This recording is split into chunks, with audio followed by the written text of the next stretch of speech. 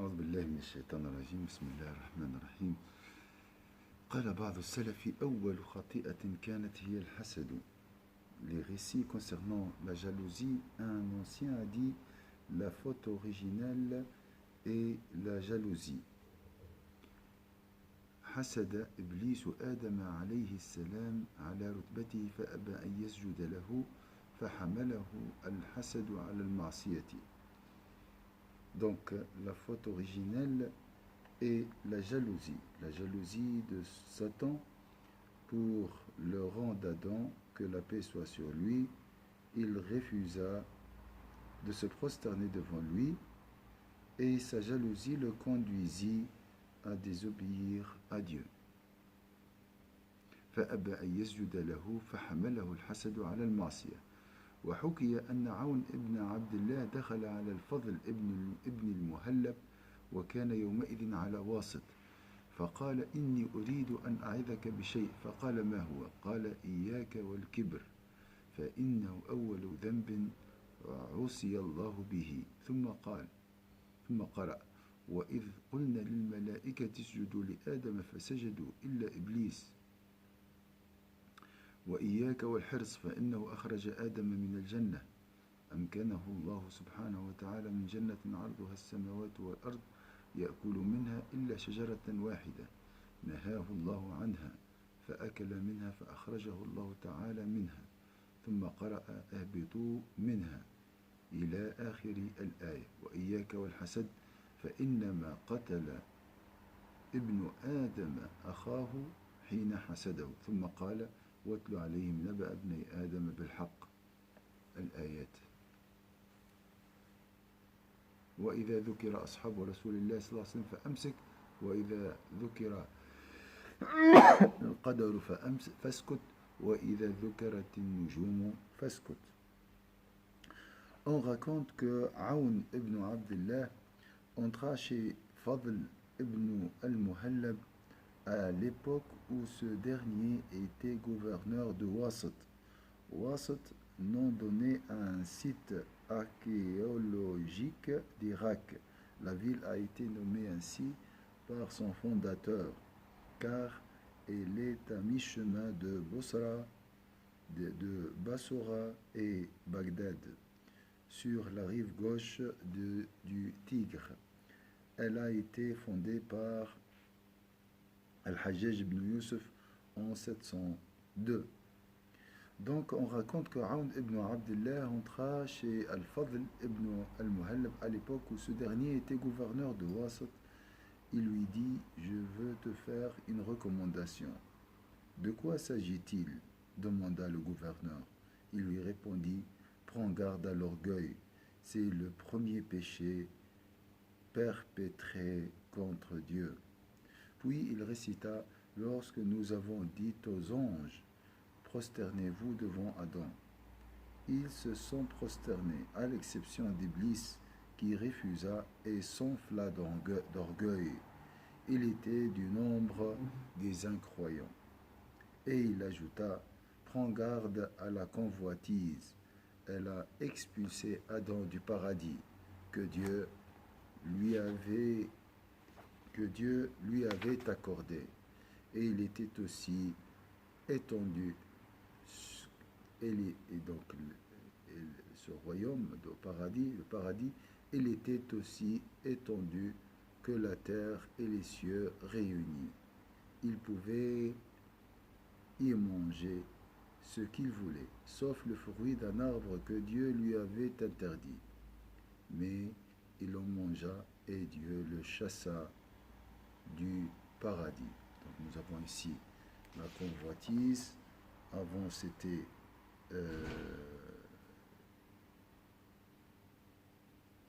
l'orgueil.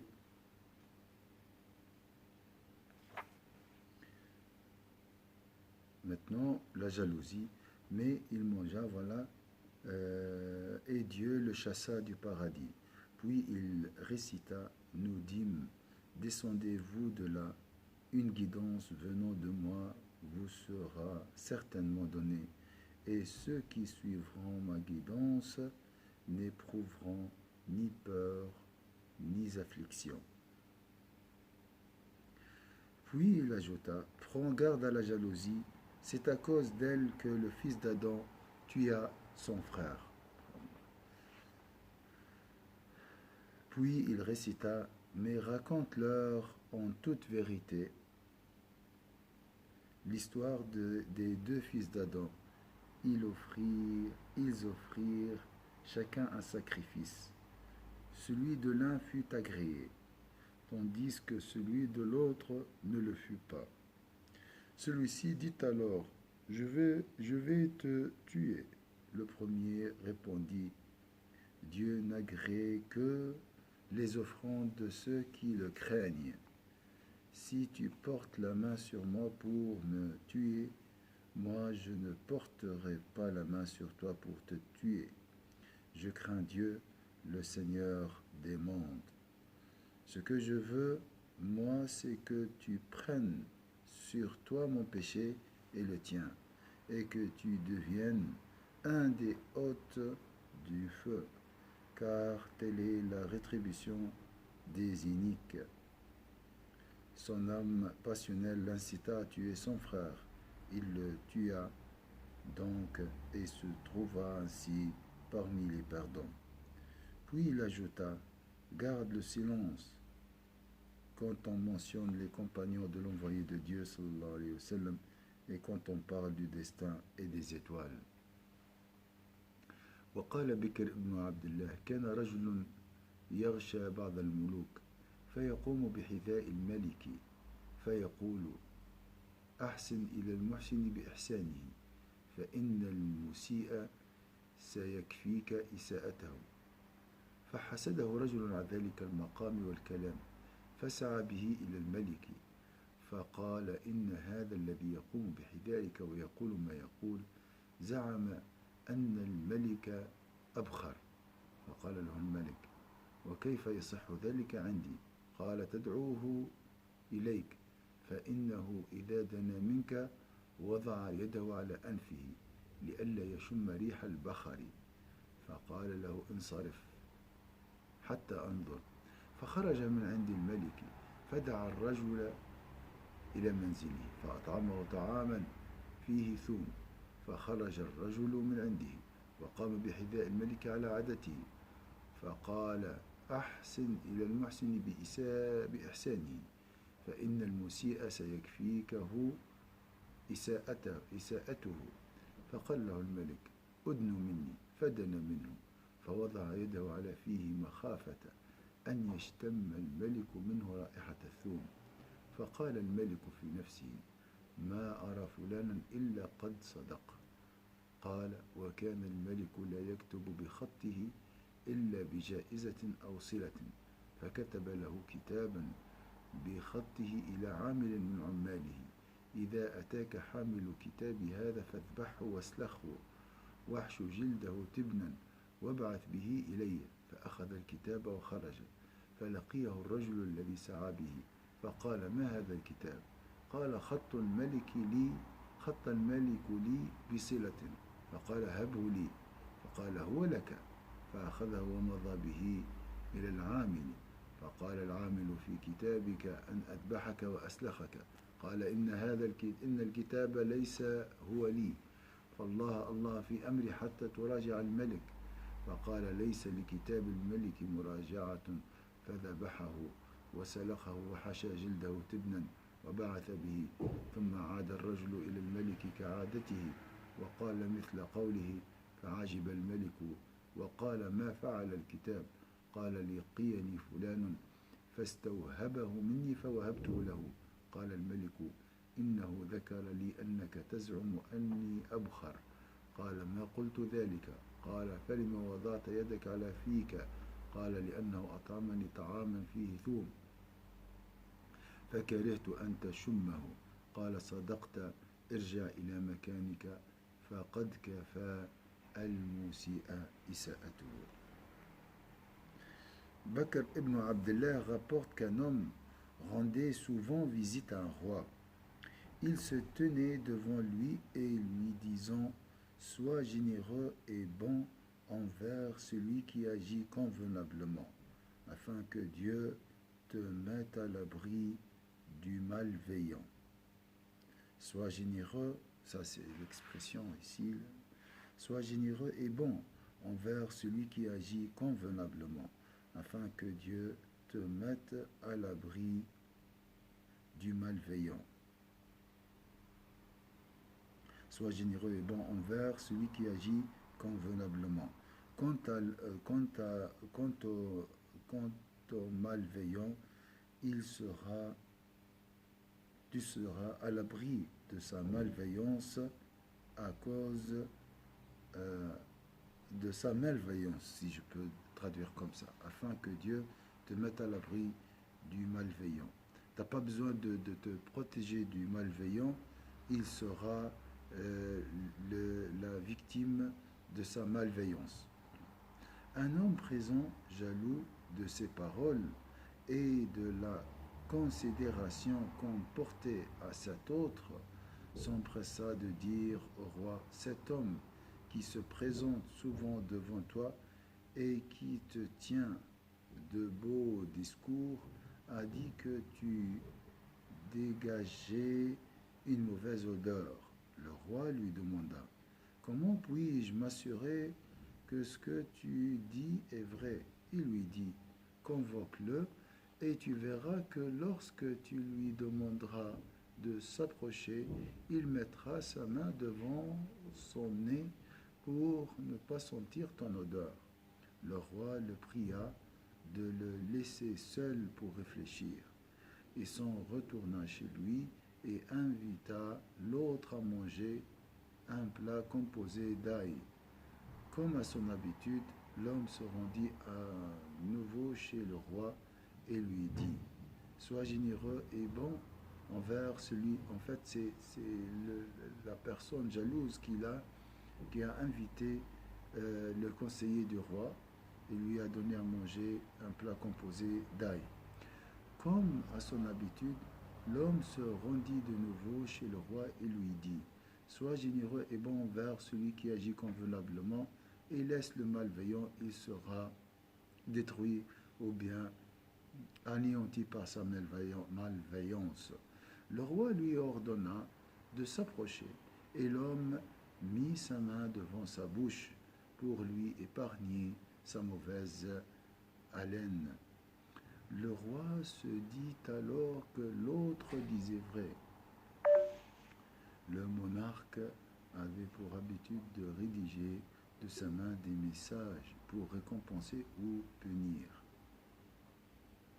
Il écrivit alors à l'un de ses gouverneurs la lettre suivante.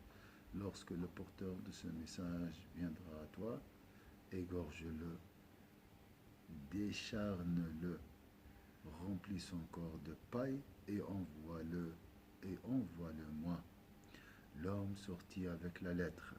Donc c'est juste une correction ici. Le roi se dit alors que l'autre disait vrai. Le monarque avait pour habitude de rédiger de sa main des messages pour récompenser. Donc s'il écrit une lettre, c'est uniquement pour récompenser. L'homme sortit avec la lettre et rencontra sur son chemin celui qui l'avait calomnié. Ce dernier lui demanda, qu'est-ce que donc que cette lettre? Il lui répondit, c'est une recommandation écrite par le roi. Donc il sait très bien que c'est une récompense. Il lui dit, donne-la-moi. Il la lui donna et le menteur se hâta de la porter au gouverneur. Après l'avoir lu, le gouverneur lui dit, le roi m'ordonne de t'égorger et de t'enlever la peau. Il lui dit, cette lettre ne m'appartient pas.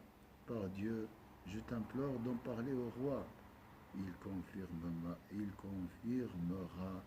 mes propos. Le gouverneur lui dit, on ne discute pas les ordres écrits du roi. Il l'égorgea, lui fit ôter la peau, fit remplir le corps de paille et l'envoya au roi. Plus tard, et comme de coutume, l'homme revint chez le roi et lui répéta ce qu'il avait l'habitude de lui dire. Le roi fut surpris et lui demanda où était la lettre qu'il lui avait confiée. L'homme lui expliqua: j'ai rencontré un tel qui m'a prié de lui en faire don, et c'est ce que j'ai fait. Le roi lui confia alors: l'homme en question prétendait que tu disais que j'exhalais une mauvaise odeur. Il lui affirma qu'il ne l'avait jamais dit, et le roi lui demanda donc pourquoi il avait mis sa main devant sa bouche. Il lui répondit: parce que mon hôte m'avait fait manger de l'ail ce jour-là, et je ne voulais pas que tu sentes ma mauvaise haleine. Le roi lui dit alors: retourne à ta place. Ce que tu dis est vrai. Dieu m'a mis à l'abri du malveillant, entre guillemets, pas à cause de, ou bien grâce à sa malveillance. وقال ابن سيرين رحمه الله: ما حسدت أحدا على شيء من أمر الدنيا لأنه إن كان من أهل الجنة فكيف أحسده على الدنيا وهي حقيرة في الجنة، وإن كان من أهل النار فكيف أحسده على أمر الدنيا وهو يصير إلى النار. Ibn Sirin, que Dieu lui fasse miséricorde, a dit: je n'ai jamais été jaloux d'une personne destinée au paradis pour une chose de ce monde. Comment le serais-je pour le monde alors qu'il est sans importance, qu'il est sans importance au paradis? Et si elle est destinée à l'enfer, comment serais-je jaloux d'elle pour une chose de ce monde alors qu'elle est destinée à l'enfer? وقال رجل للحسن: هل يحسد المؤمن؟ قال: ما أنساك بني يعقوب. نعم، ولكن غمه في صدره، فإنه لا يضرك ما لم تعد به يدا ولا لسانا. Un homme a demandé à Al-Hassan al-Basri si le croyant pouvait être jaloux. Il lui répondit: oui, mais étouffe-la dans ta poitrine. Elle ne te fera aucun mal si tu l'éloignes, et ne la laisse pas courir sur ta langue et ta main. وقال أبو الدرداء: ما أكثر عبد ذكر الموت إلا قل فرحه وقل حسده. Abu Darda a dit: à chaque fois que le serviteur évoque la mort, sa joie diminue, de même que sa jalousie. وقال معاوية: كل الناس أقدر على رضاه إلا حاسد نعمة فإنه لا يرضيه إلا زوالها. Muawiyah a dit: tout un chacun est en mesure de le satisfaire, sauf celui qui est jaloux d'une faveur et qui n'est satisfait que lorsque celle-ci cesse. Et c'est pourquoi on a dit: on peut espérer la disparition de tout acte hostile, excepté l'acte de celui qui te hait par jalousie. Je répète, on peut espérer la disparition de tout acte hostile, excepté l'acte de celui qui te hait par jalousie. ولذلك قيل: كل العداوات قد ترجى إماتتها إلا عداوة من عاداك من حسدي. وقال بعض الحكماء: الحسد جرح لا يبرأ، وحسد الحسود ما يلقى. Un sage a dit: la jalousie est une blessure qui ne guérit pas, et le jaloux ne récolte que ce qu'il sème. وقال عربي: ما رأيت ظالما أشبه بمظلوم من حاسد. إنه يرى النعمة عليك نقمة عليه. Un bédouin a dit, je n'ai jamais vu un oppresseur ressembler à une victime autant que le jaloux. Un bédouin a dit, je n'ai jamais vu un oppresseur ressembler à une victime autant que le jaloux. Il considère que la faveur qui t'est faite est une injustice à ton égard. Je n'ai jamais vu un oppresseur ressembler à une victime autant que le jaloux. Il considère que la faveur qui t'est faite est une injustice à son égard. وقال الحسن يا ابن آدم لم تحسد أخاك فإن كان الذي أعطاه لكرامته عليك فلما تحسد من أكرمه الله وإن كان غير ذلك فلما تحسد من مصيره إلى النار. Al-Hassan a dit au fils d'Adam, pourquoi es-tu jaloux de ton frère si celui qui lui a accordé une faveur l'a fait pour rétribuer son mérite, pourquoi serais-tu jaloux de celui que Dieu honore? S'il n'en est pas ainsi, pourquoi donc jalouser celui dont la destinée est l'enfer? وقال بعضهم الحاسد لا ينال من المجالس إلا مذمة وذلا ولا ينال من الملائكة إلا لعنة وبغضا ولا ينال من الخلق إلا جزعا وغما ولا ينال عند النزع إلا شدة وهولا ولا ينال عند الموقف إلا فضيحة ونكالا. Quelqu'un a dit, le jaloux n'obtient des assemblées que mépris et humiliation, et des anges que malédiction et haine. Il n'obtient des créatures que crainte et étouffement. Durant son agonie, il ne rencontrera que terreur et épouvante. Et lors du grand rassemblement, il ne trouvera qu'embarras et tourment.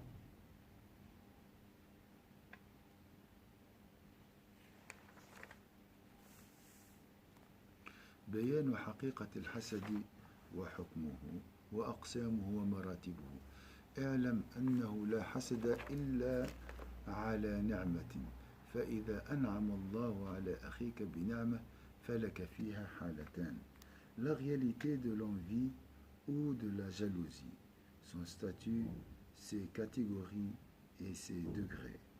Sache que l'individu n'est jaloux que d'une seule faveur. Lorsque Dieu accorde une faveur à ton frère, tu peux réagir de deux manières. إحداهما أن تكره تلك النعمة وتحب زوالها، وهذه الحالة تسمى حسدا. فالحسد حده كراهة النعمة وحب زوالها عن المنعم عليه. La première, tu détestes cette faveur et tu aimerais qu'elle s'interrompe. C'est ce qu'on appelle la jalousie. Ainsi, la limite de la jalousie consiste-t-elle à haïr cette faveur et à souhaiter qu'elle cesse pour celui que l'on jalouse. الحالة الثانية ألا تحب زوالها ولا تكره وجودها ودوامها، ولكن تشتهي لنفسك مثلها، وهذه تسمى غبطة، وقد تختص باسم المنافسة، وقد تسمى المنافسة حسدا والحسد منافسة، ويوضع أحد اللفظين موضع الآخر، ولا حجر في الأسامي بعد فهم المعاني. وقد قال صلى الله عليه وسلم إن المؤمن يغبط والمنافق يحسد. Ce n'est pas un hadith, mais c'est une sagesse. On utilise la seconde. Tu ne souhaites pas la voir s'interrompre et tu ne détestes pas sa présence et sa permanence, mais tu désires obtenir la même chose. C'est ce que l'on appelle l'envie, al-ghibta, ou encore rivalité, munafasa, concurrence.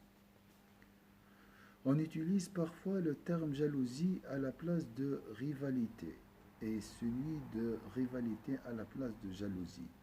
Il n'est pas interdit d'utiliser des termes dès lors qu'on en connaît la signification. Donc c'est une sagesse, le croyant envie et l'hypocrite jalouse. فأما الأول فهو حرام بكل حال. La première manière est illicite en toutes circonstances, sauf s'il s'agit d'une faveur détenue par un pervers qu'il utilise pour se semer la zizanie, corrompre et faire du tort aux gens.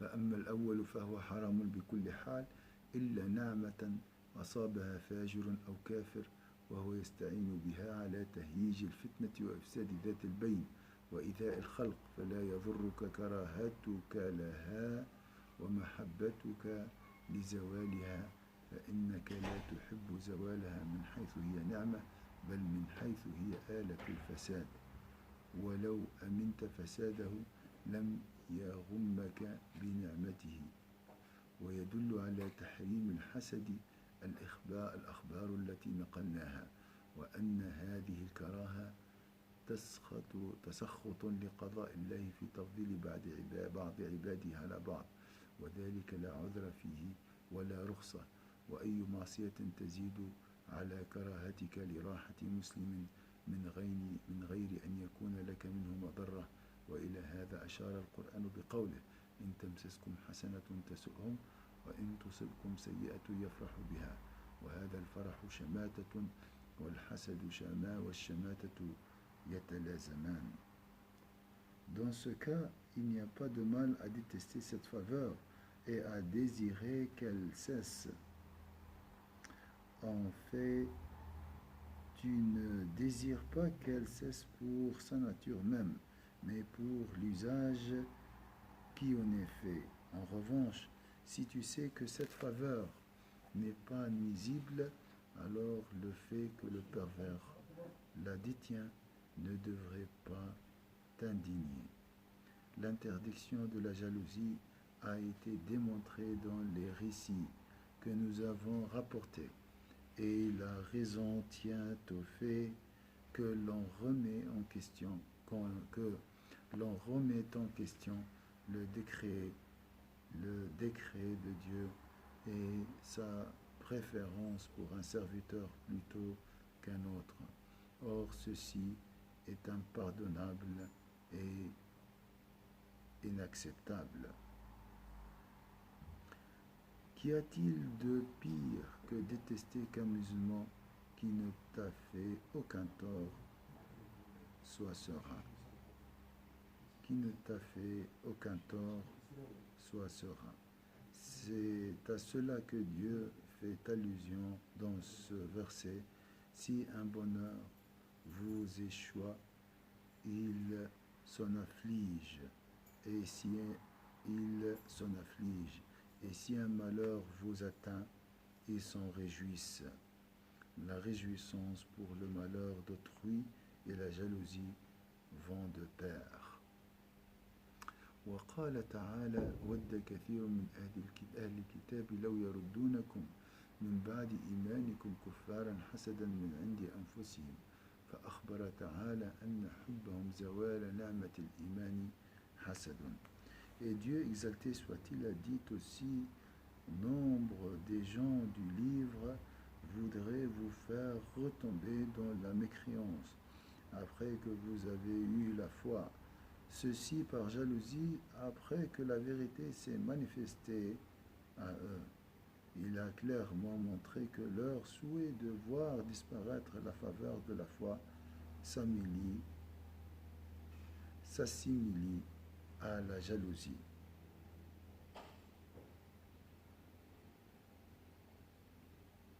فأخبر تعالى أن حبهم زوال نعمة الإيمان حسد وقال عز وجل ودوا لو تكفرون كما كفروا فتكونون سواء وذكر الله تعالى حسد إخوة يوسف عليه السلام وعبر عما في قلوبهم بقوله تعالى إذ قالوا ليوسف وأخوه أحب إلى أبينا منا ونحن عصبة إن أبانا لفي ضلال مبين اقتلوا يوسف أو اطرحوه أرضا يخل لكم وجه أبيكم فلما كرهوا حب أبيهم له وساءهم ذلك وأحبوا زواله عنه فغيبوه عنه.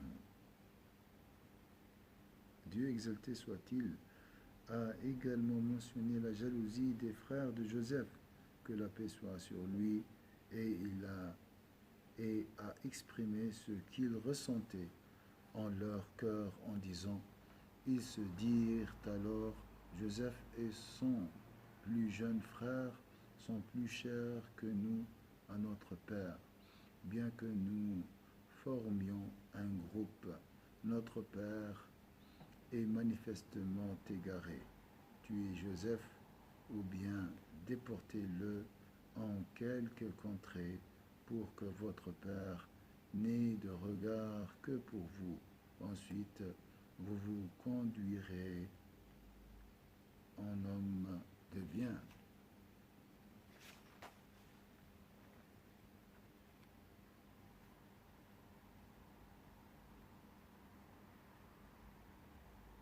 وقال تعالى ولا يجدون في صدورهم حاجة مما أوتوا أي لا تضيق صدورهم به ولا يغتمون فأثنى عليهم بعدم الحسد. Ils détestaient l'amour de Jacob pour lui, Joseph. Cela les ravageait. Aussi ont-ils désiré que cela cesse et ont-ils fait disparaître Joseph.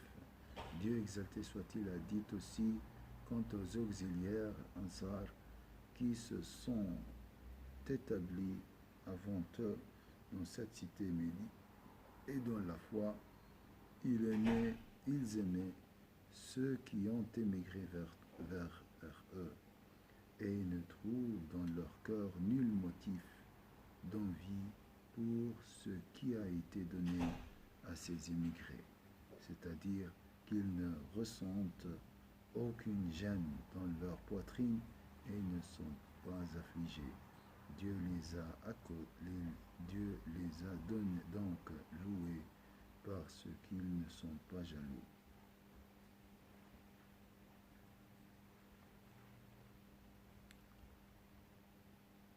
وقال تعالى في معرض الإنكار أم يحسدون الناس على ما آتاهم الله من فضله وقال تعالى كان الناس أمة واحدة إلى قوله إلا الذين أوتوه من بعد ما جاءتهم البينات بغيا بينهم قيل في التفسير حسدا وقال تعالى وما تفرقوا إلا من بعد ما جاءهم العلم بغيا بينهم فأنزل الله العلم ليجمعهم ويؤلف بينهم على طاعته وأمرهم أن يتآلفوا بالعلم فتحاسدوا واختلفوا إذ أراد كل واحد منهم أن ينفرد بالرياسة وقبول القول فرد بعضهم على بعض. Et il a dit, pourquoi donc sont-ils jaloux de ceux que Dieu a gratifiés de sa faveur? Et les hommes formaient une seule communauté. Puis Dieu a envoyé les prophètes pour leur apporter la bonne nouvelle et pour les avertir. Il a fait descendre avec eux le livre de la vérité pour juger entre les hommes et trancher leurs différends. Cependant, ceux-là même qui avaient reçu ceux-là même qui avaient reçu le livre ont été en désaccord à son sujet, ceci par antagonisme entre eux, alors que les preuves irréfutables leur, leur était parvenue. On considère que par antagonisme, il faut entendre ici la jalousie. Dieu exalté soit-il a dit aussi, ils ne se sont divisés, rivalisant les uns contre les autres, qu'après que la science leur ait été donnée. Dieu a descendu la science afin de les rassembler et les unir dans son obéissance, et il leur a ordonné de s'unir autour de la science. Mais ils se sont jalousés et opposés lorsque chacun d'eux a prétendu au pouvoir et a souhaité imposer sa parole. وقال سيدنا ابن عباس كانت اليهود قبل أن يبعث النبي إذا قاتلوا قوما قالوا نسألك بالنبي الذي وعدتنا أن ترسله وبالكتاب الذي تنزله إلا ما نصرتنا فكانوا ينصرون فلما جاء النبي صلى الله عليه وسلم من ولد إسماعيل عليه السلام عرفوه وكفروا به بعد معرفتهم إياه فقال تعالى وكانوا من قبل يستفتحون على الذين كفروا فلما جاءهم عرفوا كفروا به إلى قوله أن يكفروا بما أنزل الله بغيا أي حسدا. وقال صفية بنت حيي للنبي صلى الله عليه وسلم جاء أبي وعمي من عندك يوما فقال أبي لعمي ما تقول فيه؟ قال أقول إنه النبي الذي بشر به موسى. قال فما ترى؟ قال أرى معاداته أيام الحياة فهذا حكم الحسد في التحريم.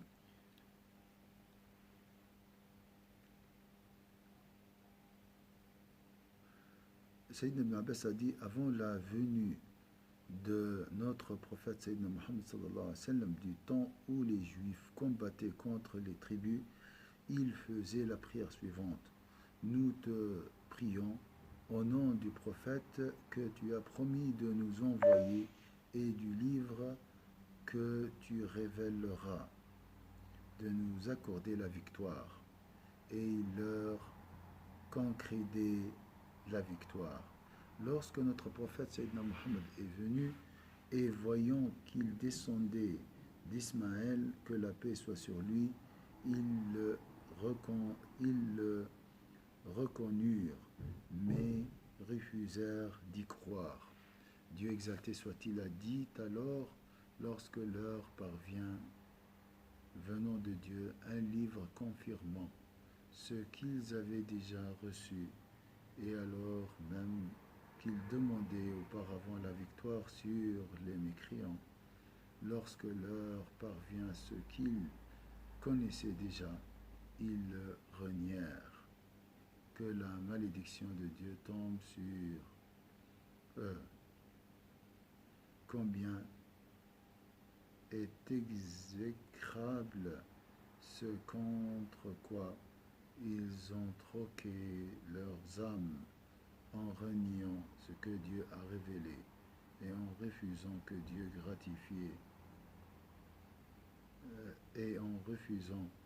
gratifie de sa faveur ce qu'il veut parmi ses serviteurs, c'est-à-dire qu'ils étaient jaloux. Safiya bint Huyay, que Dieu soit satisfait d'elle, a dit au prophète sallallahu alayhi wa sallam, un jour mon père et mon oncle revenaient de chez moi. Mon père demanda à mon oncle, que penses-tu de lui? Il répondit, je dis que c'est bien le prophète annoncé par Moïse. Mon père demanda, que devrions-nous faire? Il répondit, nous devrions le considérer comme notre ennemi tant que nous serons en vie. Voici donc le statut de la jalousie et son interdiction. Ça, c'est la première manière qui est interdite. La deuxième, la rivalité, Inch'Allah. Demain, Si nous sommes encore sur cette terre, on va continuer avec la rivalité. Deuxième point, al-munafasa. Donc la rivalité n'est pas, la concurrence n'est pas interdite.